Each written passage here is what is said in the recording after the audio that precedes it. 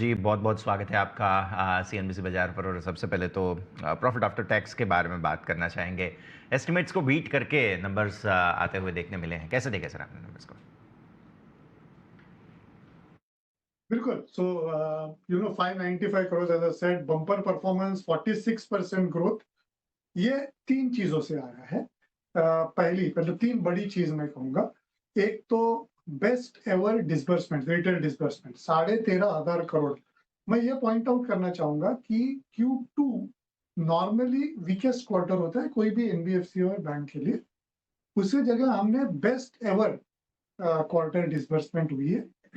इसका रीजन मैं बताना चाहूंगा, बिकॉज इट इज नॉट कि वन टाइम है, फ्लैश इन द पैन है।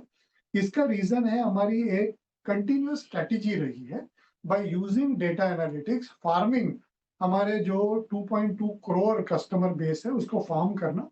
और आज ये क्वार्टर में 38% of the total disbursement existing customer से आया हुआ है, जिससे द साइक्लिकलिटी कम होती है, क्रेडिट कॉस्ट बेटर होता है, कलेक्शन कॉस्ट बेटर होता है, एक्विजिशन कॉस्ट बेटर होता है। सो ये जो परफॉर्मेंस है, इसीलिए हमें कॉन्फिडेंस है कि ऐसे once flash in the pan, one time नहीं है।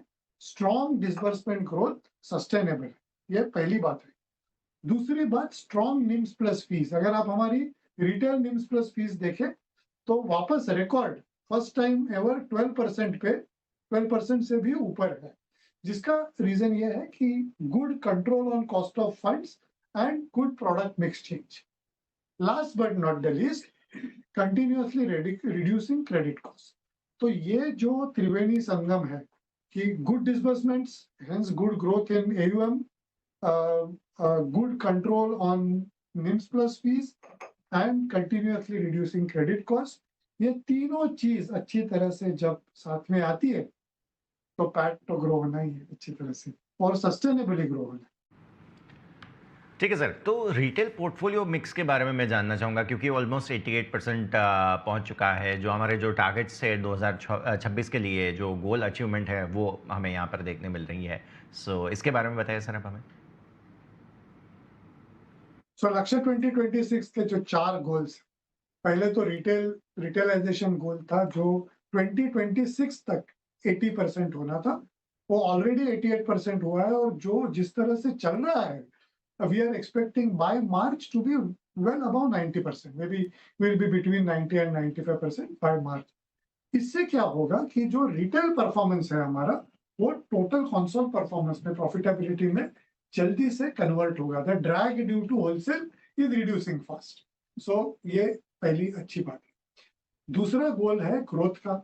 जो 25% कैगर का हमारा ग्रोथ टारगेट था, वो अगर आप देखें तो FY23 में 35% ग्रो किया है हमने रिटेल, और लास्ट 2 क्वार्टर्स में हमने 30% से ऊपर ग्रोथ दी है। जैसे मैंने पहले भी कहा, ये कई कारणों से हुई है, लेकिन important is one, customer funnel more wide करके ज्यादा कस्टमर्स अंदर ले, और जो अंदर आए हुए कस्टमर्स हैं उनको टेस्टिंग करने के बाद, एजिंग करने के बाद अपसेल करें।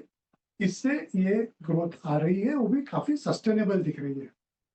तीसरी है क्रेडिट कॉस्ट और असेट क्वालिटी। जो नेट स्टेज 3 1% से नीचे होनी चाहिए, वो ऑलरेडी 0.6%, 0.67% पे है।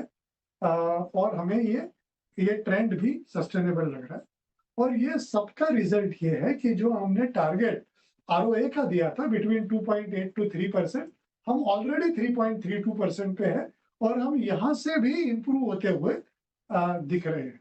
तो सारे लक्ष्य टारगेट्स सस्टेन, नॉट जस्ट कि एक बार अभी हो गया, अभी आगे क्या होगा, सस्टेनेबली इंप्रूव और सुपरसीड किए हुए हम देख रहे हैं और आगे भी देखते हैं। ठीक है सर, आखिरी सवाल मेरा रहेगा। एनसीएलटी अप्रूवल जो पर्टिकुलरली प्रपोज मर्जर को लेकर है, आप बताएं इसके बारे में क्या ज़्यादा जानकारी। बिल्कुल अच्छी न्यूज है। One more step gone and one last regulatory approval now remaining is the final SEBI approval. SEBI का हमारे पास इन प्रिंसिपल अप्रूवल है, फाइनल अप्रूवल बाकी है। अब हम उसकी राह देखेंगे, और जैसे ही वो होगा तब उससे जल्द ये मर्जर करेंगे। ये मर्जर से जैसे मैं कहते आ रहा हूँ, सिंगल एंटिटी के बहुत फायदे हैं। पहली तो सिंप्लिसिटी और ट्रांसपेरेंसी, ये बहुत बड़ा फायदा है। और दूसरा कि ट्रेजरी कॉस्ट जो है, जो हर कंपनी में लिक्विडिटी एएलएम मेंटेन करने का जो फायदा है, वो एक ट्रेजरी होने के बाद जो सिनर्जीज है वो उभर के आएंगी। और बहुत इंपॉर्टेंट है कि एक बैलेंस शीट होने से बहुत सारी चीजों में फर्क पड़ता है, मतलब इजियर टू मैनेज सर्टेन। बिल्कुल सर, इन सारे मुद्दों पर ज़रूर नज़र रहेगी। दीनानाथ जी, बहुत बहुत शुक्रिया आपका हमारे साथ जुड़ने के लिए और ये सारी जानकारी देने के लिए। Thank you sir.